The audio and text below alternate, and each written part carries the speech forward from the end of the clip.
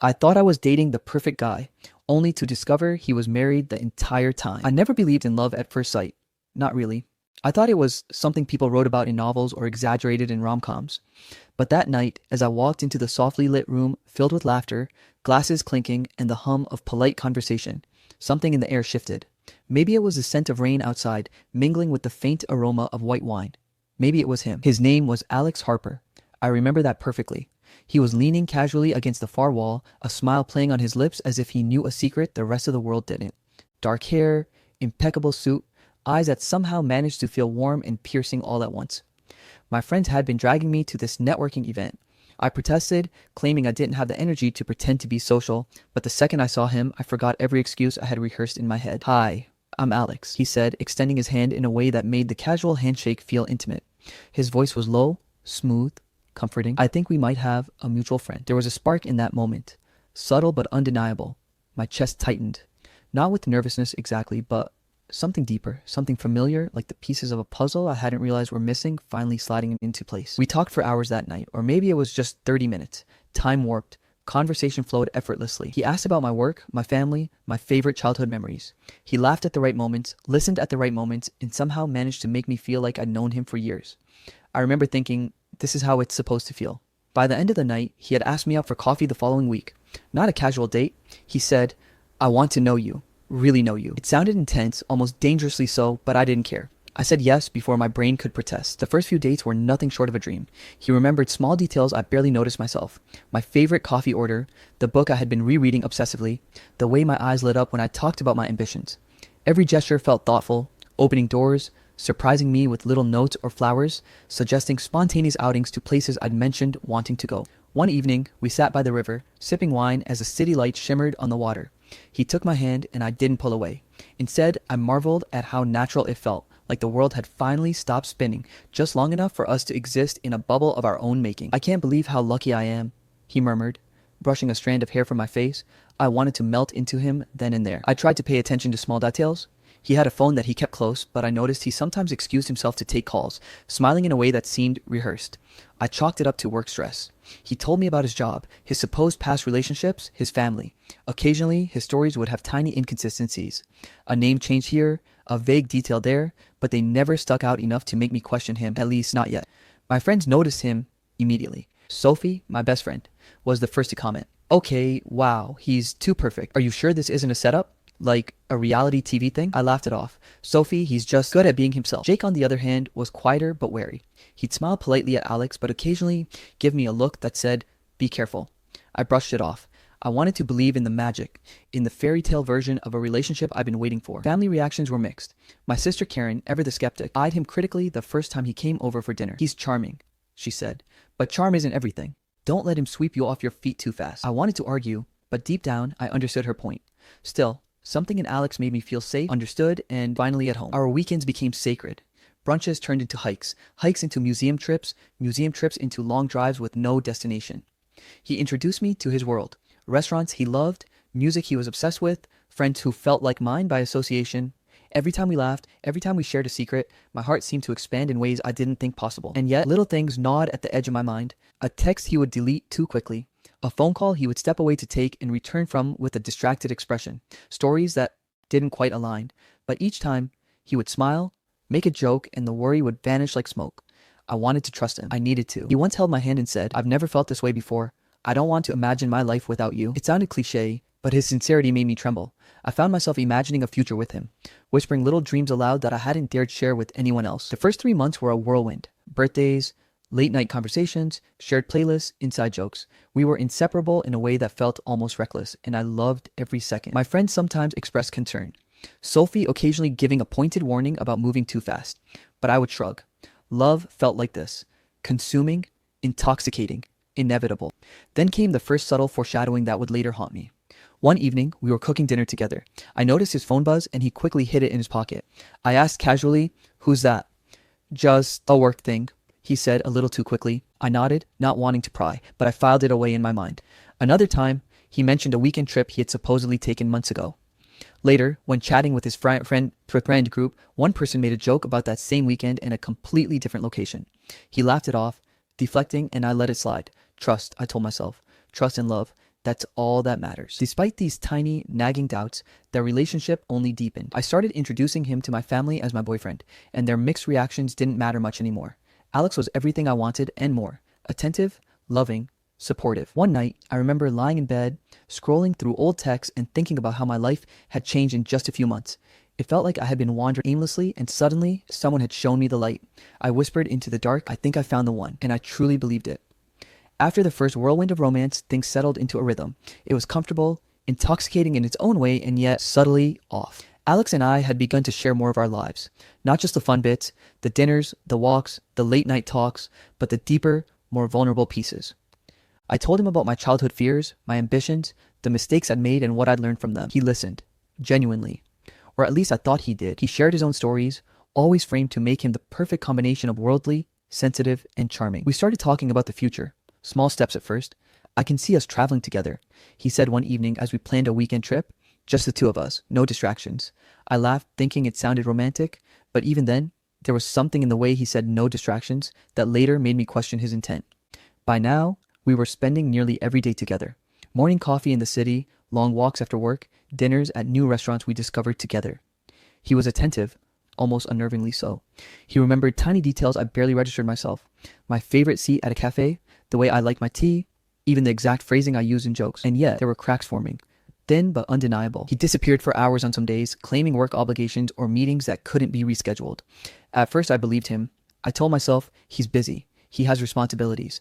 But when the pattern repeated, a gnawing feeling grew inside me. Late night texts with someone I couldn't see.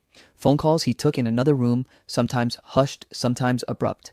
Small inconsistencies in the stories he told about past trips or events. I noticed these things, but pushed them aside. I rationalized, maybe he's stressed, maybe he's private about certain things, maybe I'm overthinking. And then there was a subtle control. At first, it was almost imperceptible. He would suggest I skip certain social events, saying, "I'll feel better if we just have a quiet night together."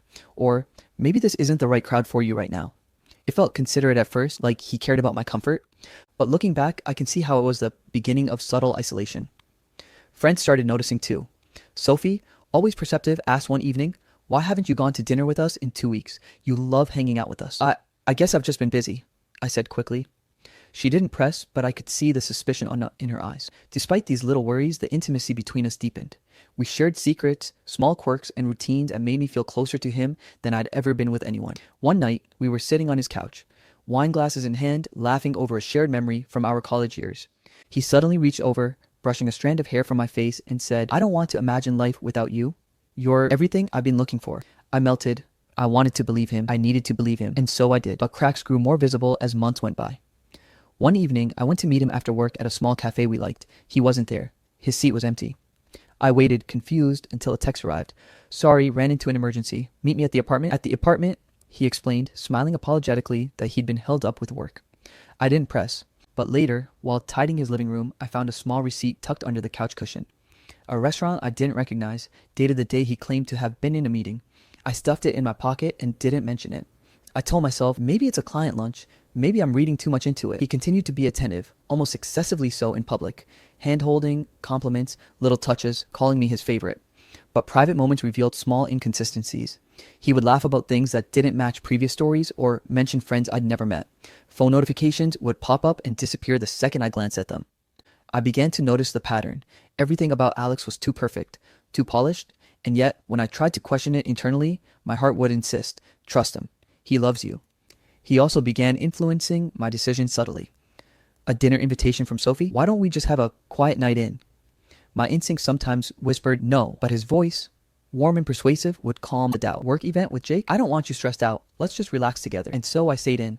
Little by little, without realizing it, I started prioritizing Alex over everyone else. One Sunday, we were cooking brunch together. He chopped vegetables efficiently, humming while I scrambled eggs. His phone buzzed on the counter. He glanced at it quickly, then stepped out of the room. I noticed a name flash briefly. Cassandra. I asked casually, "Who's that?" "Just a colleague." He replied smoothly, smiling. "Nothing important." I nodded. But the seed of doubt had been planted. The tension didn't explode immediately. Instead, it simmered under the surface. I rationalized, he's just private. He's busy, he's stressed. And yet, the nagging feeling persisted. Our weekend trips became more structured around him. "I planned this for us," he'd say, seemingly generous, but I began to notice that most activities were ones he picked, rarely anything I suggested. His subtle control grew more obvious, though always wrapped in charm. Sophie eventually cornered me one evening. Do you realize he's kind of controlling? She asked carefully. I don't think so, I said quickly. He's just thoughtful. But that night, I found myself scrolling through texts he had left on the table accidentally, his finger still on the phone as he walked to the bathroom. I saw fragments, names I didn't recognize, messages that seemed personal but not intended for me. My stomach twisted, but I convinced myself to look away. Trust him. Don't overreact. By now, our relationship had deepened in every conceivable way. Emotional intimacy, physical closeness, shared routines, future talk. I could imagine living with him, traveling with him, growing old with him. Yet, the cracks remained, tiny, subtle, easily dismissible if I tried hard enough. One evening, as we were cuddled on his couch, I reached for the remote and noticed his wallet on the table. It was open, and tucked inside, partially hidden, was an envelope with someone else's name on it. I froze. Alex smiled at me, brushing my hair back. You okay? Yeah, I said quickly, forcing a laugh. Just tired, I guess, and I let it go. I told myself repeatedly, he loves me, he's perfect. These little things don't matter. By the end of that chapter in my life, I was fully invested. I was all in. Friends' warnings blurred into background noise. Family advice seemed overprotective. I had a life with Alex and nothing else seemed to matter. Little did I know, the facade was beginning to crack in ways I couldn't yet comprehend. It started as a normal Thursday evening. Alex had promised dinner at his place. I had picked up a bottle of wine, my favorite takeout, and a playlist of songs we both liked. The apartment smelled faintly of lavender and his cologne, a scent that had once made me feel comforted and safe. I opened the door and everything seemed normal. He greeted me with that perfect smile, that casual charm that had held me captive since the beginning. But something in the air felt different. I noticed the mail on the counter first. Bills, magazines, an envelope sticking out that didn't have his name on it. Curious, I reached for it. My hands trembled slightly. The name was unfamiliar, Emily Carter. I flipped it over, expecting it to be some marketing junk, but the return address was clearly for a residential home. I froze. My heart started racing. I wanted to ignore it, to pretend I hadn't seen it. But curiosity and a sense of impending dread won. I tore the envelope open. Inside was a wedding invitation. Not recent, but recent enough to be relevant. And in the corner, a subtle notation. Harper Carter. My stomach dropped. I blinked, rereading it several times. My mind raced. This has to be a mistake. Maybe she's a distant cousin. Maybe it's nothing. But the evidence was there. Alex Harper. Married. And I had been completely blind. My thoughts flashed back to months of perfect dates, intimate conversations, and I can't imagine life without you. Every small inconsistency I had brushed off came rushing back in sharp, painful clarity. His secretive phone calls, disappearing for hours, odd receipts, hushed conversations. I wanted to scream. I wanted to run. But mostly, I felt paralyzed. Shock, disbelief, and a deep, gnawing sense of betrayal. I sat down on his couch, trying to process. My phone buzzed. It was a text from Sophie. Normally, it would have made me smile, but today it felt like a cruel joke. Hey, you okay? You've been quiet lately. I typed a shaky response, then deleted it. How could I explain this? How could I tell her that the person I trusted, the man I loved, the man I had pictured a future with, was living a lie? I waited for Alex to come into the living room, pretending to sip wine, pretending nothing was wrong, and then he did, smiling as if nothing had changed. Everything okay? He asked, tilting his head, genuine concern in his eyes. I held the envelope in my hands, unable to speak. My voice caught in my throat. I found this, I whispered, sliding it toward him. His eyes flicked to the envelope, then back to me. There was a brief, imperceptible pause, like a shadow crossing his perfect expression, and then he smiled. You found that, huh? He said calmly, leaning back on the couch. I was wondering when you'd notice. I froze. My jaw tightened. What is this? I demanded, my voice trembling. Alex exhaled, like a man explaining a minor inconvenience.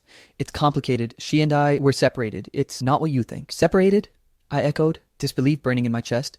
You've been lying to me this whole time? I wouldn't say lying, he replied smoothly. I just didn't tell you everything at once. It's messy. Divorce is messy. I wanted to laugh. I wanted to cry. I wanted to punch him. Rage and heartbreak collided in my chest. Every memory of us, the late night drives, the dinners, the nights we spent talking about our future, suddenly felt tainted, like a beautiful painting smeared with mud. I replayed every interaction in my mind. That weekend he worked late at the office, probably a visit to her house. That trip he claimed was with a client, likely something else entirely. That phone call he excused himself for, I could almost imagine her voice on the other end.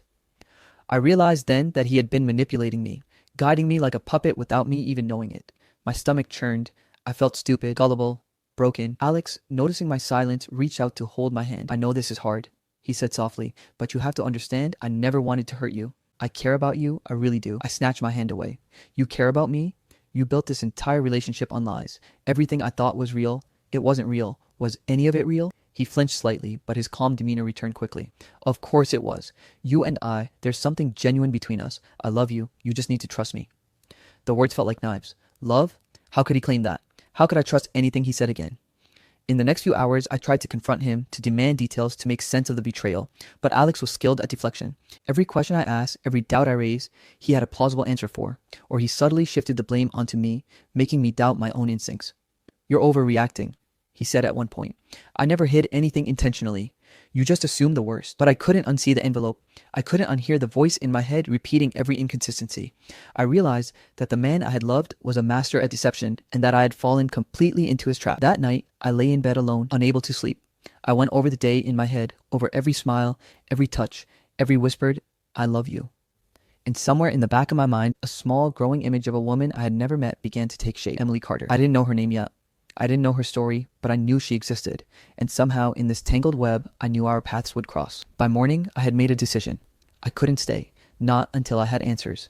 I packed a small bag, leaving behind the familiar scent of his apartment, the life I believed in. I left a note, brief and controlled, not revealing everything, but signaling that I needed space to think, to process, to find the truth. As I walked away, heart pounding, I promised myself one thing. I would uncover the full extent of the deceit, every lie, every hidden detail, every part of the life he had kept from me. And Alex Harper, he would not see me coming. This chapter ends with the protagonist leaving Alex temporarily, shocked and betrayed, and sets the stage for investigation, confrontation, and the eventual reveal of Emily. The moment I left Alex's apartment that morning, I knew one thing for certain. I could no longer trust him. Every memory, every word, every smile I had cherished was now under suspicion. But anger and heartbreak weren't enough. I needed answers. I needed proof. I started small. I revisited the envelope with Emily Carter's name on it, the neat handwriting that had haunted me since the night I found it. I pulled out my laptop, fingers shaking as I typed his name. I scrolled through social media, news articles, and online directories, trying to piece together a life I thought I knew. At first, there was nothing obvious. Alex Harper. Charming, perfect, unattached. Friends, photos, his polished social media presence. But then, the cracks began to appear. Subtle at first. A tagged photo of him with a woman I didn't recognize, a vague comment that mentioned our anniversary, an old post that disappeared when I clicked on it. I leaned back in my chair, heart pounding. Every step felt like descending a rabbit hole I wasn't sure I was ready for. How did I not see this? Was any of it real? The questions kept looping in my mind, relentless, suffocating. The first thing I did was confront my own memory. I wrote down every trip, every dinner, every casual mention he had made. Then I cross-referenced them with social media posts and digital footprints. At first, it was painstaking. The evidence didn't line up. Dinners he claimed were quiet nights at home were sometimes documented elsewhere. Weekends, he said, were business trips had posts that contradicted him. And then there were the finances. I had never been interested in his bank statements or bills before. I had trusted him implicitly, but now I noticed small details. Online purchases in locations he never mentioned, joint accounts he forgot to tell me about, bills that hinted at a life with someone else. The more I uncovered, the more meticulous his deception seemed. It was terrifying. This wasn't just a lie of omission, it was an entire life carefully curated to keep me blind. Friends and family noticed my change immediately. Sophie called first. "You sound different," she said. Concern edged her voice. "Talk to me. What's going on?" I told her part of the story, carefully omitting details that might compromise my investigation. She listened, then said firmly, "You need to be careful. People like him, they're skilled at manipulation. Make sure you cover your bases. Document everything and don't confront him until you're ready." Jake was quieter, more practical. "Don't let him gaslight you," he warned. "Keep track of dates, messages, screenshots. Protect yourself first." Even my sister Karen weighed in. "You think you're smart, but people like this, they live for control. Make sure you have lawyers or friends backing you up before you do anything." Their warnings were prudent, but they didn't stop the anger and betrayal boiling inside me. I began connecting the dots with increasing intensity. Work emails he had never mentioned, appointments that contradicted his stories, cryptic messages that disappeared from his phone when I glanced at it. It wasn't just the lies themselves, it was the thoughtfulness, the planning, the deliberate effort to manipulate my perception of reality. And as I pieced together the puzzle, I began to understand the patterns in his behavior, the controlling suggestions, the subtle isolation, the attentiveness that always came with strings attached.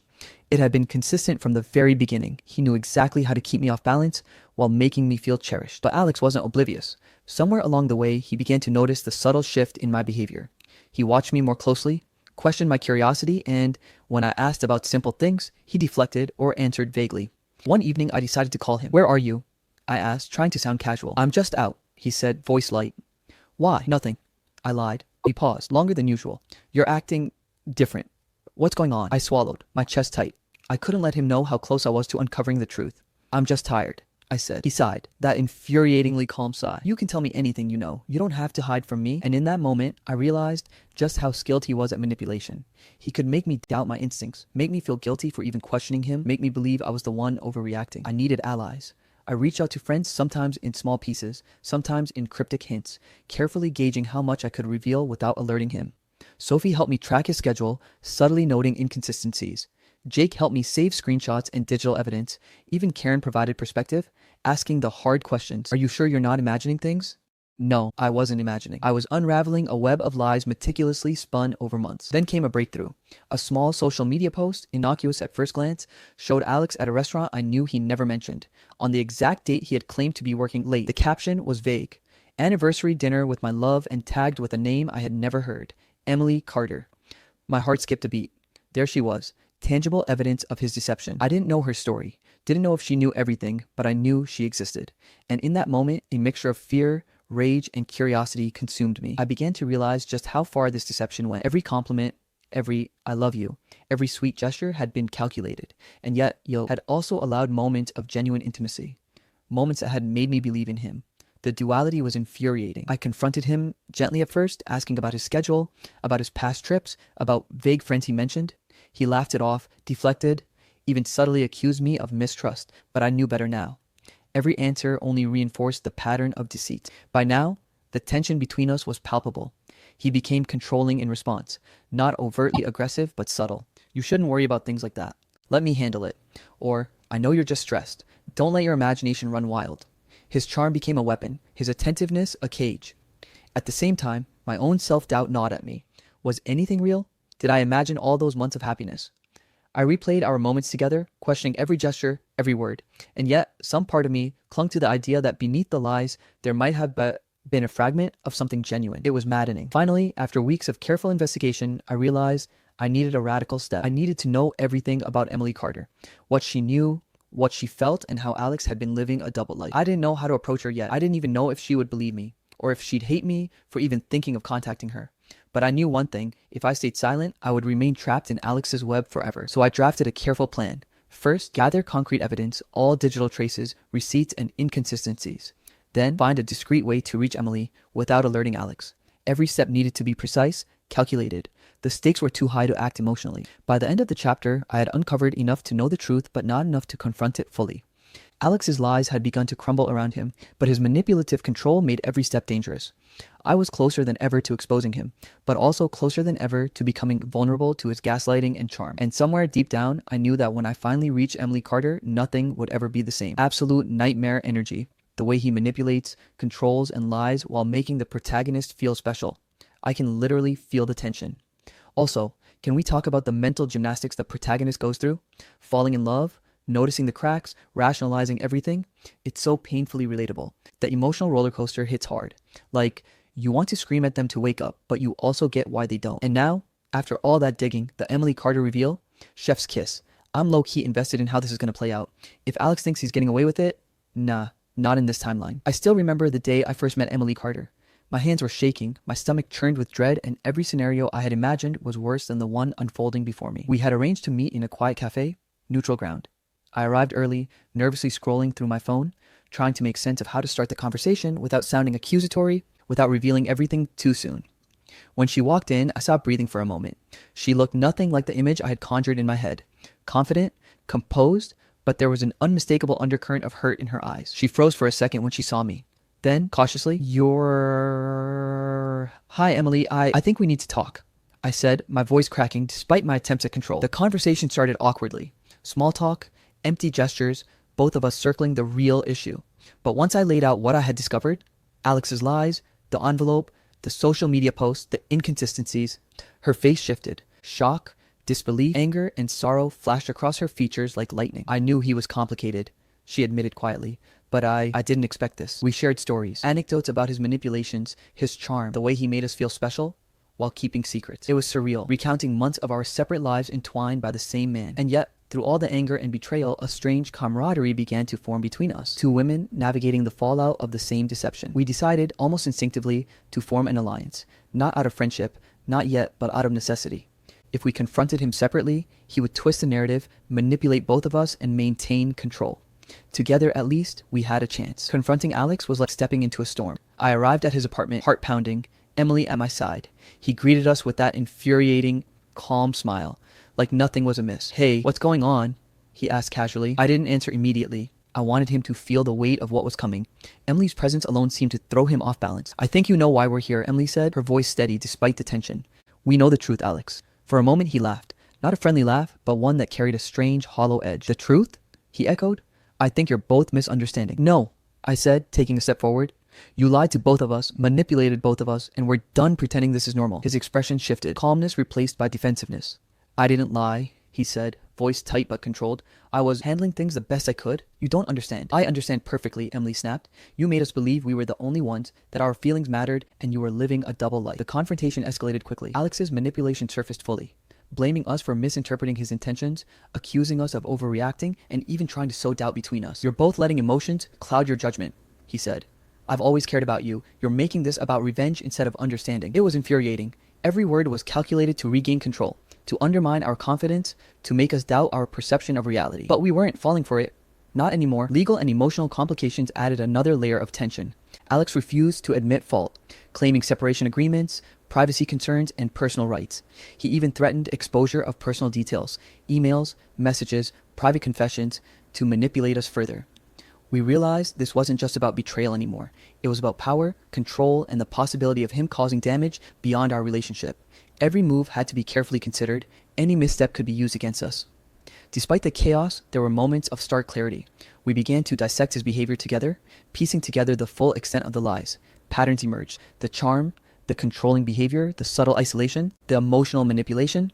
Months of love and trust were stripped bare, revealing the machinery of deceit beneath. And yet, there was still so much we didn't know.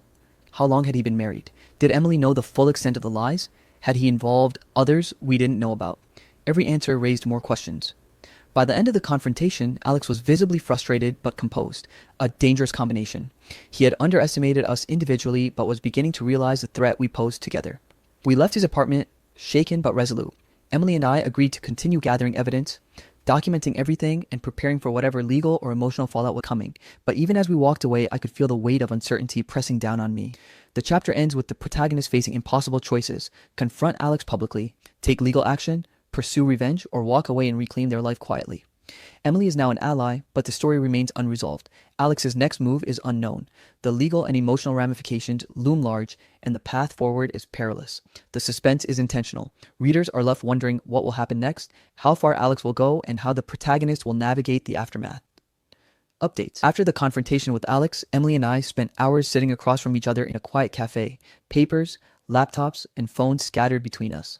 The air was thick with frustration, betrayal, and a mutual understanding that this was only the beginning. "We need a plan," I said, tapping my pen on the table. "Not just emotional venting, something concrete."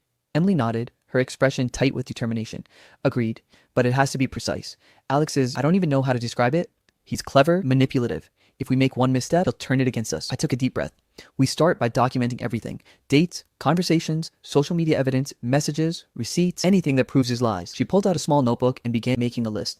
Dates he claimed to work late, trips he supposedly took for business, patterns in his behavior, names of friends he'd mentioned, but that didn't exist. Every small detail that seemed insignificant could become a crucial piece of evidence. The more we talked, the more I realized how little I truly knew about Alex. Emily shared things I hadn't known. How he would charm mutual friends, the subtle ways he made her doubt herself, the way he compartmentalized relationships so perfectly that no one could question his story. "He's always done this," she said quietly, "not just to us, to anyone he's been involved with. He's a master at control, at making people question themselves." I shivered. Every memory of Alex's charm now had a shadow. Every gesture, every word. Even moments that had once felt intimate now seemed like calculated moves in a carefully orchestrated game. We decided to create a shared digital folder, encrypted, where we would store evidence. Screenshots, documents, text messages, social media posts, everything. Each entry would include context, timestamps, and notes on inconsistencies. "This isn't just about proving he lied," I said. "It's about protecting ourselves. If he tries to manipulate us again, we'll have proof. If this goes legal, we'll have evidence ready." Emily nodded. "And emotionally, we need boundaries. No more falling into his games. We stick together and support each other." As we delved deeper into the plan, tension began to mount. Alex, seemingly oblivious on the surface, started showing signs of suspicion. Subtle behaviors, checking his phone more often, noticing when we were quiet or distracted, asking pointed questions about our schedules, made it clear that he knew something was off. but he couldn't prove it. Not yet. He knows we're on to him, I said one evening over the phone with Emily. I can feel it. Every text, every call, it's like he's testing boundaries, seeing if we crack. She agreed. We have to stay calm. Don't respond emotionally. Keep everything factual. If he senses panic, he'll exploit it. I leaned back in my chair, feeling the weight of the situation. Alex wasn't just a liar, he was a strategist. And I realized we were entering a game we had prepared for, with high stakes and no clear rules. To strengthen my position, I reached out to friends I trusted. Sophie and Jake offered practical support, helping track online evidence, verifying inconsistencies, and serving as emotional anchors. My sister Karen advised on personal boundaries, ensuring I maintained independence and clarity while navigating the storm. Every support system became a shield, a buffer against Alex's subtle manipulation. The more I fortified myself, the more confident I felt in facing what was coming. Meanwhile, Emily shared more about Alex's history, past manipulations, patterns of behavior, and the psychological tactics he used to maintain control over relationships. He isolates you, she explained. He controls the narrative, he makes you question your own instincts, and he always makes himself look like the reasonable one while you're the one overreacting. I nodded, realizing that the subtle control I had felt for months wasn't paranoia. It was strategy. Everything I had dismissed as quirks or stress was part of a deliberate pattern designed to keep me compliant and emotionally invested. As we mapped out our plan, we divided responsibilities. Emily would focus on documenting financial and social evidence, bank statements, receipts, mutual acquaintances. I would focus on digital footprints, social media inconsistencies, messages, and online interactions. Together, we would cross-reference findings to ensure accuracy and avoid any gaps. We also discussed legal considerations. While we hadn't formally contacted a lawyer yet, we agreed to research our rights, potential strategies for evidence preservation, and steps to protect ourselves should Alex attempt to manipulate or threaten us legally. I don't want to be reactive, I said. I want to control the narrative. Not publicly, not yet, but enough that we can protect ourselves when the time comes. Emily's eyes softened with understanding. We're in this together. He can't divide us anymore. That ends now. Despite our determination, the emotional toll was immense. Nights were spent replaying memories, dissecting interactions, and questioning every detail of the past. Every romantic gesture from Alex carried the sting of betrayal, every intimate moment a reminder of manipulation. I kept asking myself, how could I not see this?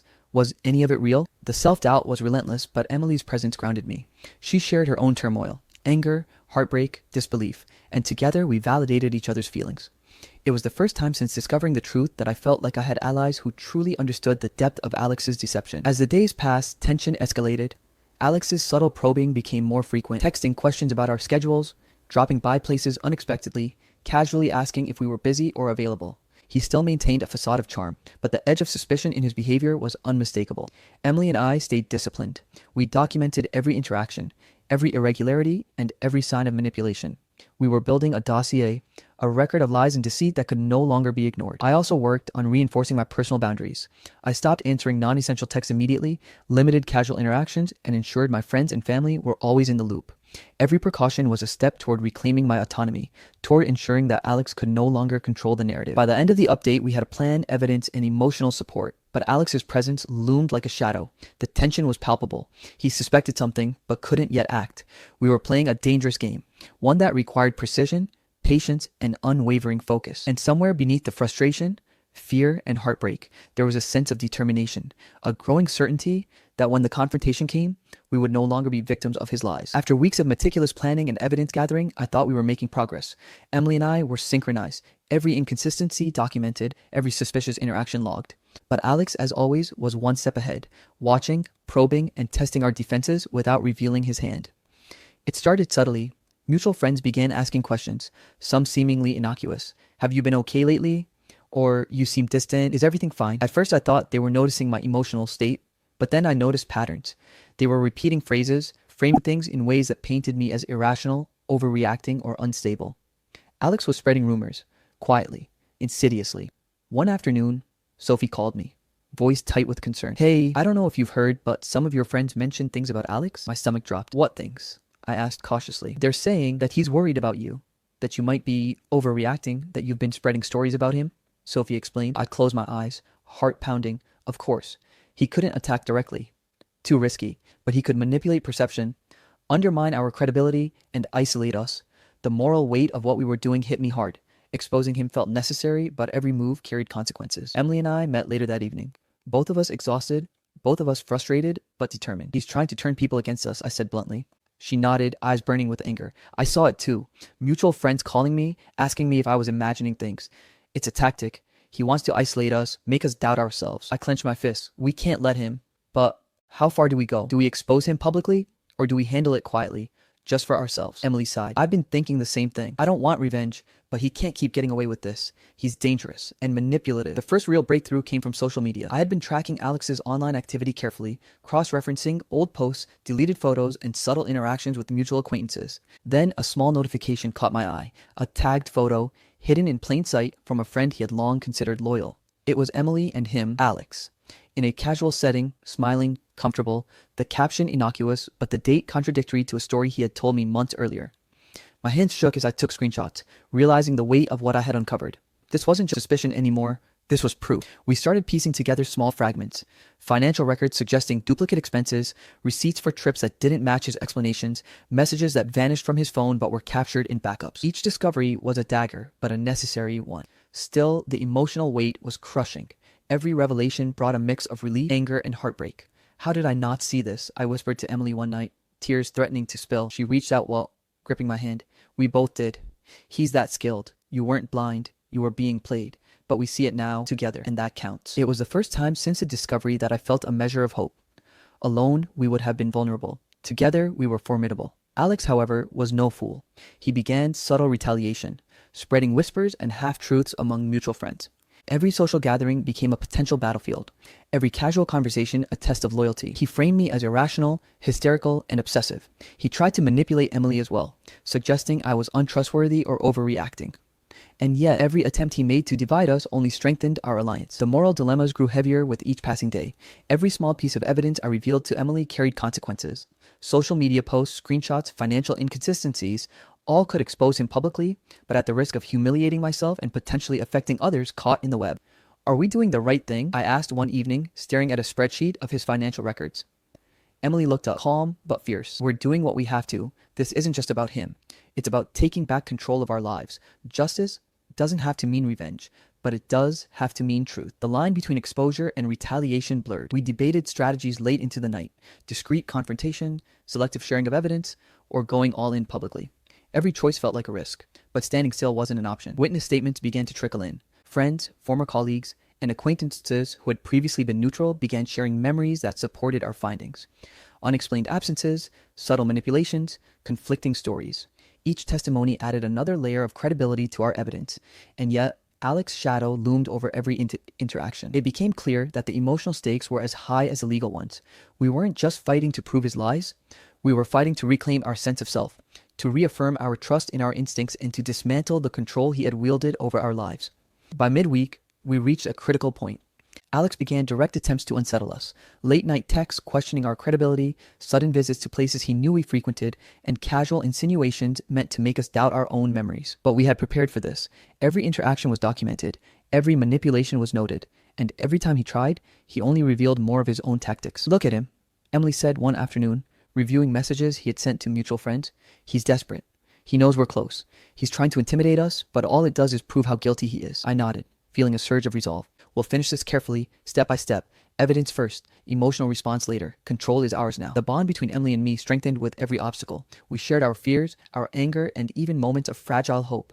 We laughed occasionally, an uneasy relief from the weight of betrayal, and we reminded each other that together we could weather whatever manipulations Alex threw our way. By the end of the update, the stage was set for full exposure. Evidence was accumulating, the alliance was solid, and Alex's manipulations were becoming more desperate and more revealing. We were no longer victims. We were strategists, investigators, and allies. And the final showdown, whether legal, public, or private, was approaching fast. I thought I had seen Alex at his worst. I thought the gaslighting, the cheating, the constant rewriting of reality was as low as he could go. I was wrong. By the time this update picks up, Emily and I had been quietly working together for weeks, collecting screenshots, talking to people, digging through old text messages, finding receipts that didn't match up with his stories. We had started forming this strange, cautious friendship bound not by love, but by shared betrayal. She wasn't my friend in the traditional sense yet, but I trusted her more than I trusted most people in my life at that moment. And Alex must have sensed it, because the mask started slipping publicly. It started small. A mutual friend texted me late one night, "Hey, random question, did you and Alex actually break up because you were crazy and obsessed? Or is that just what he's telling people?" I nearly dropped my phone. Apparently, Alex had been going around to our friend group and even some people who barely knew me, spinning the story about how I couldn't let him go and was still obsessed with him, even though he had supposedly moved on with dignity.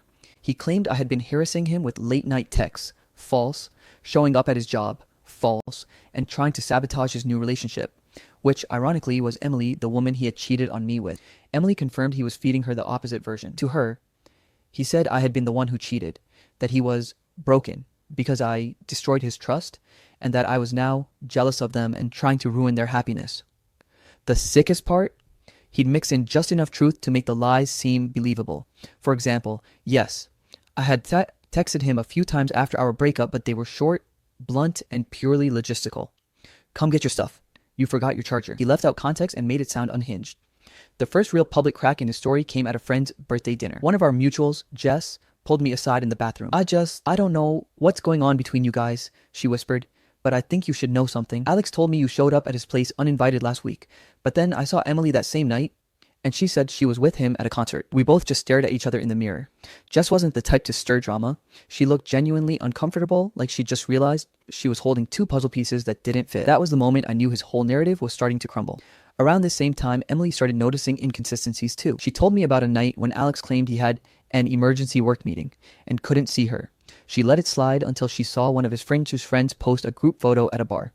Alex was there, clearly drunk, clearly having fun, and very clearly not working. Emily and I compared notes, and the pattern started emerging faster. When he lied to one of us, the other almost always had proof he was somewhere else, doing something else, saying something else. And it was starting to get harder for him to keep the lies straight. The real breaking point for me came when Alex tried to publicly humiliate me. One night, a mutual acquaintance posted in a group chat, "Yo, my name, you might want to see what Alex just posted." It was a vague, passive-aggressive Instagram story, black background, white text. Some people really can't move on. Pathetic.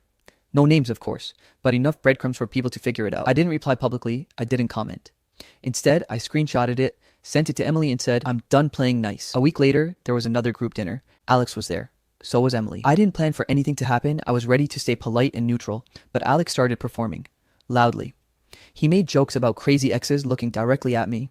He casually mentioned that some people needed to get over old relationships instead of stalking new ones. Finally, I set my fork down and said, "You know, Alex, if you're going to talk about me, at least get the facts right."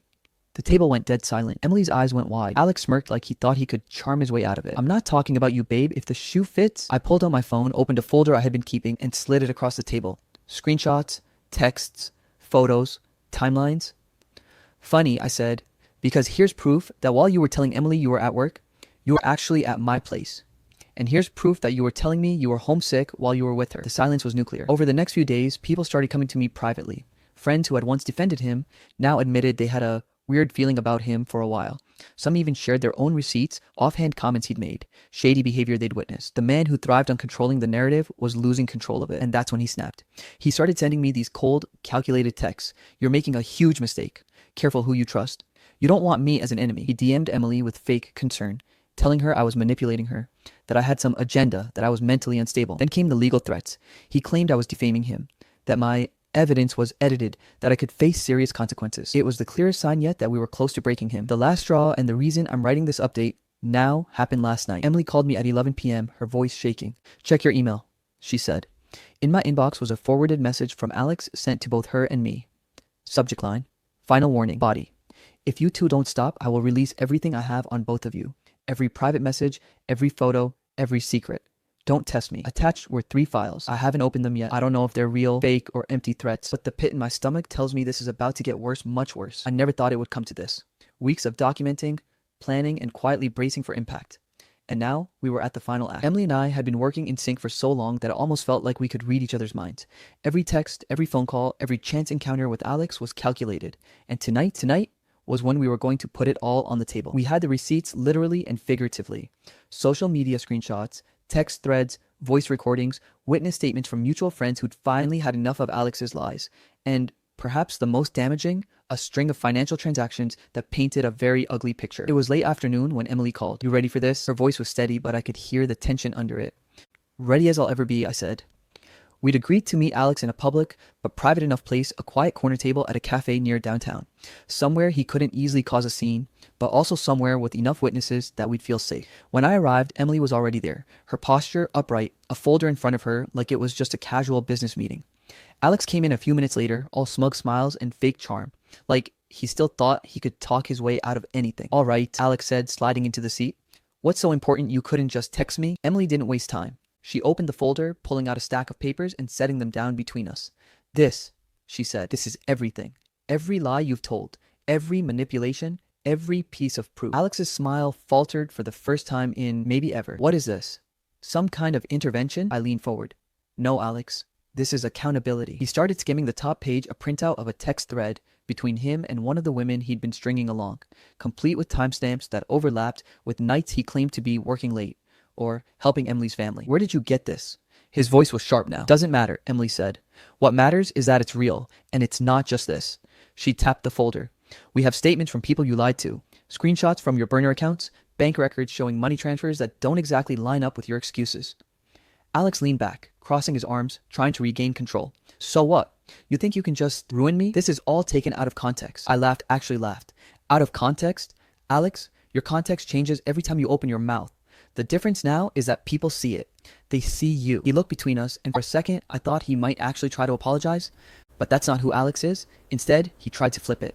"You're both obsessed with me. This is harassment. I could sue you." Emily's expression didn't change. "Try it. The discovery process will only make more of this public." That shut him up. We hadn't come here just to shame him. We'd already quietly taken steps to make sure this had real consequences. Emily had filed for separation, citing infidelity and financial misconduct. Her lawyer had the documents. And because some of Alex's schemes bordered on fraud, there were other parties interested in having a chat with him. I'd spoken to a friend who worked in compliance at a company Alex did contract work for. Without revealing too much, I'd hinted they might want to review his expense reports. Let's just say they were very interested. Alex wasn't going to prison, at least not yet, but his little empire of lies was crumbling fast.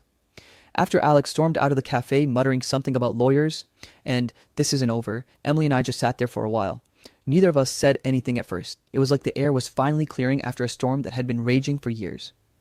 When we finally spoke, it wasn't about Alex, it was about what came next. "I don't want him to define my life anymore," Emily said quietly. "You won't," I told her. "You've got people who actually care about you now." We agreed to keep in touch, but we also knew we both needed space to heal. I wasn't her savior, and she wasn't mine.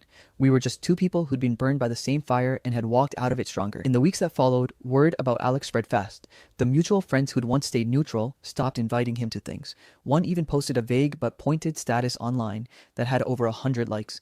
Some people build their lives on lies. Funny thing about lies, they collapse eventually. Emily finalized her separation, and while it wasn't without its headaches, she walked away with her dignity and more than enough leverage to keep Alex from trying to smear her again. As for me, I started focusing on my own boundaries.